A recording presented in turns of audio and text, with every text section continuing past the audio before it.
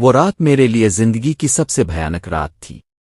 میں اپنی بیوی مریم کا پیچھا کرتے ہوئے اس ٹوٹے پھوٹے مکان تک پہنچا تھا جہاں گاؤں کے شرفا کا قدم بھی نہیں پڑتا۔ اندھیری گلیاں بدبو بھری ہوا اور شکستہ مکانوں کے درمیان وہ ایک دروازہ تھا جس کے اندر وہ داخل ہوئی۔ میرا دل دھڑک رہا تھا، خون رگوں میں کھول رہا تھا۔ میں نے کھڑکی کے کونے سے جھانکا اور جو منظر میری آنکھوں کے سامنے آیا میں لرز الفاٹے۔ سامنے مریم بیٹھ کر کسی اجنبی مرد کے پاؤں دھو رہی تھی۔ جی ہاں، ایک جوان میلا کچیلا بیمار سا آدمی زمین پر بیٹھا تھا اور مریم جھک کر اس کے پاؤں دھو رہی تھی۔ میری آنکھوں کے سامنے اندھیرا چھا گیا۔ یہی ہے وہ نیک عورت، پردے دار بیوی، جو میرے گھر کی عزت ہے۔ میرے دل نے چیخ کر کہا، یہ سب ڈھونگ ہے، یہ سب نیکی کے پردے میں دھوکا ہے۔ میں بمشکل اپنے آپ کو سنبھال سکا۔ میری غیرت، میرا اعتماد سب ٹوٹ کر بکھر گیا تھا۔ میرے ذہن میں ایک ہی بات گردش کر رہی تھی، مریم کا تعلق کسی اور مرد سے ہے۔ وہ آدمی بار بار مریم کے ہاتھ چومنے لگتا اور مریم فوراً ہاتھ پیچھے کھینچ لیتی، مگر میں نے صرف وہی دیکھا جو میرے دل کو جلانے کے لیے کافی تھا۔ میں غصے سے پلٹا اور گھر واپس آ گیا۔ اس رات میں نے مریم کا چہرہ تک نہ دیکھا۔ صبح جب وہ میرے سامنے آئی تو میں نے سخت لہجے میں پوچھا، کل رات کہاں گئی تھی؟ وہ گھبرا گئی، آنکھیں جھک گئیں۔ میں نے طنز سے کہا، کہو، اس غریب بستی والے گھر میں نہیں گئی تھی۔ اس نے چونک کر میری طرف دیکھا مگر خاموش رہی۔ میری برداشت جواب دے گئی، کیا تعلق ہے اس مرد سے؟ کیوں اس کے پاس جاتی ہو؟ لوگ ٹھیک کہتے ہیں، تم وہ نہیں ہو جو نظر آتی ہو۔ میرے الفاظ اس کے دل پر ہتھوڑے کی طرح گرے۔ اس کی آنکھوں سے آنسو بہہ نکلے لیکن اس نے پھر بھی صفائی نہ دی۔ صرف اتنا کہا، آپ غلط سمجھ رہے ہیں۔ یہ الفاظ مجھے اور بھڑکا گئے۔ غلط؟ اپنی آنکھوں سے دیکھا ہے میں نے، اب بھی کہتی ہو غلط؟ مریم نے لب کاٹے اور خاموشی اختیار کر لی۔ اب میرے اور مریم کے درمیان دیوار کھڑی ہو گئی تھی۔ میں نے اس سے بات چیت کم کر دی۔ وہ کمرے کے ایک کونے میں بیٹھی رہتی اور میں اپنے غصے میں جلتا رہتا۔ گھر والے بھی کچھ محسوس کرنے لگے تھے مگر میں نے کسی سے کچھ نہ کہا۔ ایک دن اماں نے آہستہ سے پوچھا، بیٹا مریم ٹھیک تو ہے نا؟ چہرہ کیوں اترا رہتا ہے اس کا؟ میں نے جھنجھلا کر کہا، امی اب ان باتوں میں مت پڑیں۔ مگر میرے دل میں آگ بھڑکتی رہی۔ کچھ دن بعد پھر مریم چپکے سے نکلی۔ اس بار میرا ضبط ختم ہو گیا۔ میں نے فیصلہ کیا کہ آج پردہ اٹھا کر رہوں گا۔ میں نے اس کا تعاقب کیا۔ وہ پھر اسی بستی میں گئی اور اس خستہ حال مکان میں داخل ہوئی۔ اس بار میں نے خود کو ضبط نہ کیا۔ دروازہ دھکیل کر اندر داخل ہوا۔ سامنے کا منظر دیکھ کر میں ٹھٹک گیا۔ مریم اس بیمار آدمی کے سامنے بیٹھی تھی مگر اس کے ہاتھ میں دوائیوں کا تھیلا تھا۔ وہ آدمی کرا رہا تھا اور مریم اس کو پانی پلا رہی تھی۔ وہ گھبرا کر کھڑی ہوئی اور میری طرف دیکھنے لگی۔ میں نے غصے میں کہا، یہ سب کیا ہے؟ کیوں آئی ہو یہاں؟ وہ کانپتے لہجے میں بولی، یہ شخص بے سہارا ہے۔ اس کے پاس علاج کے پیسے نہیں تھے۔ میں نے سوچا، تھوڑا سا سہارا دے دوں۔ میں نے قہقہا لگایا، واہ مریم بی بی، اب تم چیریٹی بھی اندھیروں میں کرنے لگی ہو، شوہر کو بتائے بغیر۔ مریم کی آنکھوں میں آنسو بھر آئے۔ احمد، اللہ گواہ ہے میں نے کبھی کوئی غلط ارادہ نہیں کیا، مگر اس وقت میں نے اس کے الفاظ پر یقین نہ کیا۔ میں اس ٹوٹے پھوٹے مکان کے اندر کھڑا تھا اور مریم کی آنکھوں میں نمی تھی۔ وہ بار بار کہہ رہی تھی، احمد، اللہ گواہ ہے میں نے کبھی کوئی غلط ارادہ نہیں کیا، مگر میرے دل کے کانوں میں صرف وہی گونج رہا تھا جو میں نے دیکھا تھا، رات کے اندھیرے میں بیوی کا اکیلے وہاں جانا، کسی اجنبی مرد کے پاس بیٹھنا، اس کی خدمت کرنا۔ میں نے چیخ کر کہا، بس مریم، اب مزید ڈرامہ کرنے کی ضرورت نہیں۔ اگر واقعی نیکی کا ارادہ ہوتا تو اپنے شوہر کو سب سے پہلے بتاتی، مگر تم نے چھپایا کیوں؟ مریم نے نظریں جھکا لیں۔ اس کی خاموشی میرے شک کو یقین میں بدل رہی تھی۔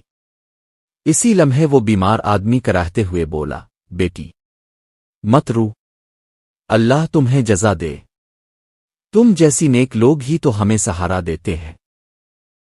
میں نے طنز کیا، ہاں سہارا تو دیا ہے تمہیں، مگر اپنے شوہر کی عزت داؤ پر لگا کر۔ وہ شخص میری طرف دیکھنے لگا۔ اس کی آنکھوں میں حیرت اور بے بسی تھی، مگر میں نے پرواہ نہ کی اور مریم کو بازو سے پکڑ کر گھسیٹتے ہوئے باہر لے آیا۔ راستے بھر وہ کچھ بولی نہیں، صرف روتی رہی۔ گھر آ کر میں نے اس سے کوئی بات نہ کی۔ مریم نے وضو کیا اور جائے نماز بچھا کر نماز میں کھڑی ہو گئی۔ اس کی ہچکیوں کی آواز میرے کانوں میں پڑتی رہی، مگر میرے دل میں سختی آ چکی تھی۔ میری آنکھوں کے سامنے بار بار وہ منظر گھوم رہا تھا، میری بیوی کسی دوسرے مرد کے قدموں میں۔ میں پوری رات سو نہ سکا۔ اب میرے اور مریم کے درمیان فاصلے بڑھتے جا رہے تھے۔ وہ کھانا پکاتی، گھر کا کام کرتی، مگر بولتی نہ تھی۔ میں بھی جان بوجھ کر اس سے کلام نہ کرتا۔ ایک دن اماں نے مجھے ڈانٹا، بیٹا یہ کیسی زندگی ہے؟ بیوی کو بیزار کر کے تمہیں کیا ملے گا؟ میں نے جواب دیا، امی اب کو کیا پتہ یہ کیا کرتی پھرتی ہے۔ امی حیران رہ گئیں، کیا مطلب؟ مریم تو بڑی شریف بچی ہے۔ میں نے تیز لہجے میں کہا، نہیں وہ ویسی نہیں ہے جیسی اب سوچتی ہے۔ امی نے کچھ نہ کہا، مگر ان کی آنکھوں میں بھی تشویش اتر آئی۔ کچھ دن بعد میں نے پھر مریم کو رات گئے جاتے دیکھا۔ اس بار میں نے فیصلہ کیا کہ اسے رنگے ہاتھوں پکڑ کر سب کے سامنے لے جاؤں گا۔ میں چپکے سے اس کے پیچھے ہوا۔ وہ سیدھی اسی بستی میں گئی، مگر آج اس مکان کے اندر کچھ اور ہی منظر میرا منتظر تھا۔ اندر کئی عورتیں اور بچے بیٹھے تھے، سب کے چہرے پریشان اور آنکھیں خالی برتنوں کی طرح تھیں۔ مریم ان سب کے درمیان تھی۔ اس نے تھیلے سے روٹیاں نکال کر بانٹیں۔ بچے خوشی سے جھوم اٹھے، عورتوں کی دعاؤں کی آوازیں بلند ہوئیں۔ میری آنکھیں حیرت سے پھیل گئیں۔ میں نے سوچا، کیا یہ سب حقیقت ہے؟ پھر کوئی نیا فریب؟ مریم نے ان سب کے ساتھ پیار سے بات کی اور پھر کونے میں بیٹھے ایک بزرگ کے پاؤں دبانے لگی۔ وہ بزرگ دعائیں دیتے جا رہے تھے۔ میں یہ سب دیکھتا رہا، مگر میرے اندر کا شک پھر بھی کم نہ ہوا۔ یہ سب اچھا لگنے کے لیے تو نہیں کر رہی، پھر کسی اور مقصد کے لیے۔ اس رات میں نے مریم سے کچھ نہ کہا، مگر دل میں طے کر لیا کہ اب میں اس معاملے کو ہر حال میں انجام تک پہنچاؤں گا۔ میں نے فیصلہ کیا کہ اب میں مریم کو چھوڑ کر ہی رہوں گا۔ لیکن عجب بات یہ تھی کہ جیسے جیسے میں فیصلہ سخت کرتا، دل کے کسی کونے میں ایک نرم سی آواز گونجتی، اگر واقعی وہ گناہگار ہے تو پھر اللہ اسے کیوں اتنی راتوں کو اپنے حضور لاتا ہے؟ کیا گناہگار ایسے ناداروں کا پیٹ بھرتی ہے؟ میں نے اس آواز کو جھٹک دیا، نہیں، یہ سب دکھاوا ہے۔ اگلے دن اچانک محلے میں شور مچ گیا۔ وہی بیمار آدمی جس کے پاس مریم جاتی تھی انتقال کر گیا تھا۔ لوگ جنازے کے لیے جمع ہوئے، میں بھی گیا، اور وہاں وہ منظر دیکھا جس نے میری سوچ کو ہلا کر رکھ دیا۔ جنازہ اٹھا تو محلے کے کئی غریب لوگ رو رہے تھے۔ سب ایک ہی بات کہہ رہے تھے، اگر یہ نیک لڑکی یعنی مریم نہ ہوتی تو یہ آدمی بھوک سے مر جاتا۔ یہی تو ہے جو راتوں کو کھانا پہنچاتی تھی۔ ہم سب کی بچی مریم نے ہمارے گھروں میں زندگی ڈالی ہے۔ میرے قدم ڈگمگا گئے۔ جنازہ جب قبرستان کی طرف بڑھا تو میرا دل عجیب طرح سے بوجھل ہو گیا۔ وہ بیمار آدمی جسے میں شک کی نظر سے دیکھ رہا تھا اب مٹی کے سپرد ہونے جا رہا تھا۔ لیکن اس کے جنازے پر غریبوں کا ہجوم دیکھ کر مجھے حیرت بھی ہوئی اور شرمندگی بھی۔ میں نے اپنی آنکھوں سے دیکھا کہ درجنوں بچے اس کے لیے رو رہے تھے، عورتیں دعائیں دے رہی تھیں، اللہ مریم بیٹی کو خوش رکھے، اگر وہ نہ ہوتی تو یہ بیچارہ تو مہینوں پہلے مر گیا ہوتا۔ میرے کانوں میں یہ الفاظ گونجتے رہے۔ میں نے پہلو میں کھڑی مریم کو دیکھا۔ اس کے چہرے پر تھکن تھی مگر آنکھوں میں سکون۔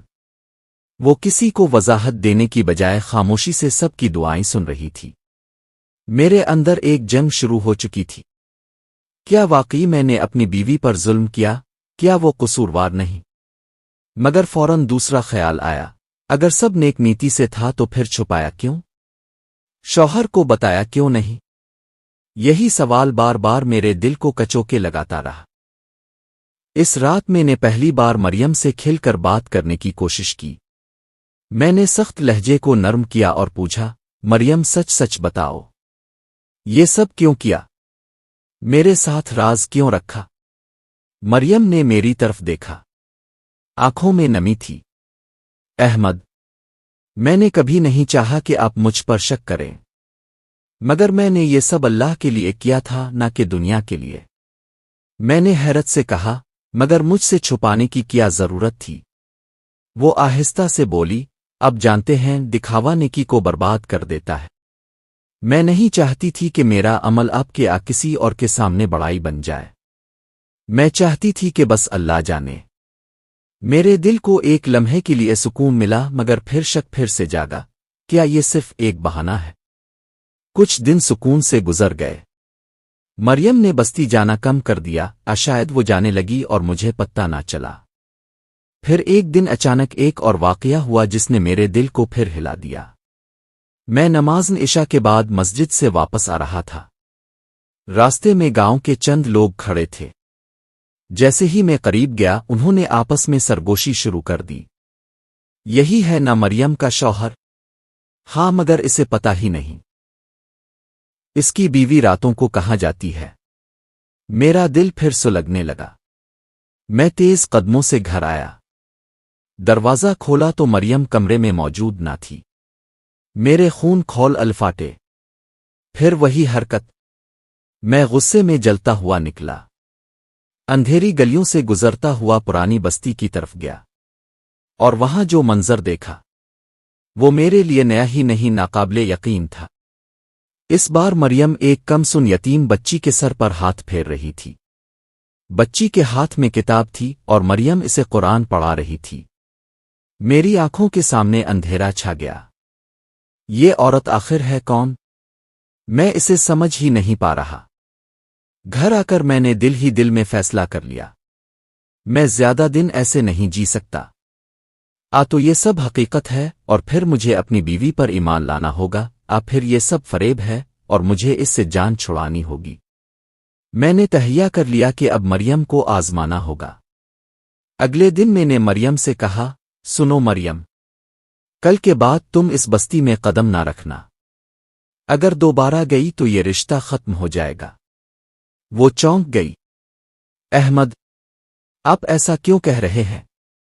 میں نے سخت لہجے میں کہا، یہ میرا فیصلہ ہے، تمہیں بس ماننا ہوگا۔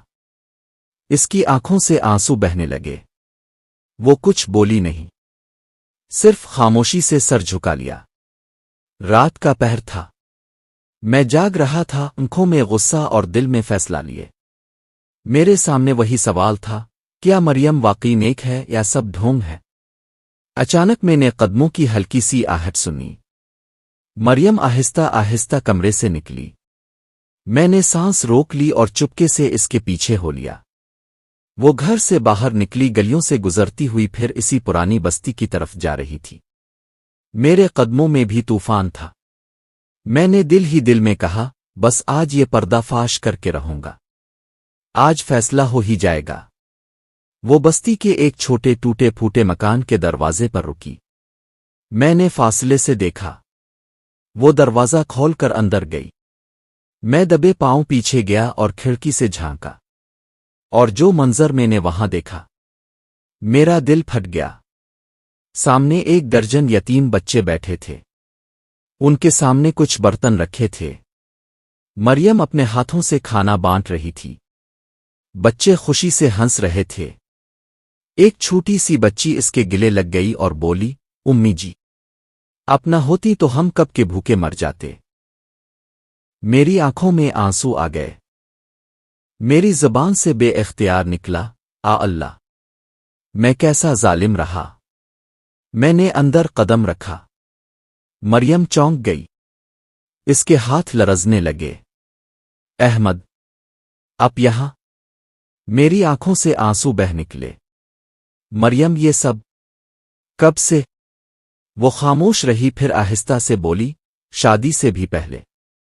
احمد، یہ سب میرے رب کے لیے ہے۔ میں نہیں چاہتی تھی کہ میرے عمل کی نمائش ہو، اس لیے میں نے چھپایا۔ میں جانتی تھی کہ اگر بتاؤں گی تو ریاکاری کا خطرہ ہے۔ میں کانپ گیا، اور میں نے تمہیں بدکردار سمجھا۔ مریم کی آنکھوں میں بھی آنسو تھے۔ میں نے صبر کیا احمد، کیونکہ مجھے ڈر تھا کہ اگر میں صفائی دوں گی تو نیکی کی روح ختم ہو جائے گی۔ میں چاہتی تھی کہ بس اللہ جان لے، چاہے ساری دنیا غلط سمجھے۔ میری ٹانگوں میں سکت نہ رہی۔ میں مٹی پر گر گیا اور اپنے چہرے کو دونوں ہاتھوں سے ڈھانپ لیا۔ اللہ مجھے معاف کر دے۔ میں نے اپنی بیوی پر ظلم کیا، میں نے اسے گناہگار کہا، میں نے اس کی عزت مجروح کی، حالانکہ وہ تو فرشتہ صفت نکلی۔ مریم میرے قریب آئی اور دھیرے سے بولی، احمد، نیکی کی راہ میں الزام آنا کوئی نئی بات نہیں۔ انبیاء کو بھی لوگوں نے گناہگار کہا، مجرم کہا۔ ہم کون ہوتے ہیں کہ اپنے لیے تعریف کی امید رکھیں؟ اگلے دن میں نے سب گاؤں والوں کو جمع کیا، وہی لوگ جو مریم پر باتیں بناتے تھے، جو میری بیوی کو گناہگار سمجھتے تھے۔ میں نے سب کے سامنے کہا، تم سب جس عورت پر انگلی اٹھاتے رہے، وہ دراصل ان یتیموں اور بیواؤں کا سہارا ہے۔ وہ اندھیروں میں جا کر نیکی کرتی رہی تاکہ اللہ کے سوا کوئی اس کا عمل نہ دیکھے، اور ہم نے اسے بدنام کیا۔ سب لوگ شرمندہ ہو گئے، عورتیں رونے لگیں، مردوں نے نظریں جھکا لیں۔ مریم کے آنسو بہ رہے تھے، مگر اس کی مسکراہٹ میں سکون تھا۔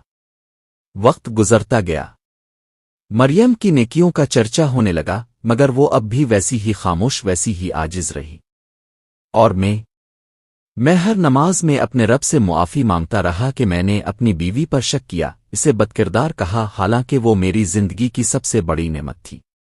میں آج یہ کہانی سنا رہا ہوں تاکہ لوگ جان لیں، نیکی ہمیشہ نمائش کی محتاج نہیں ہوتی۔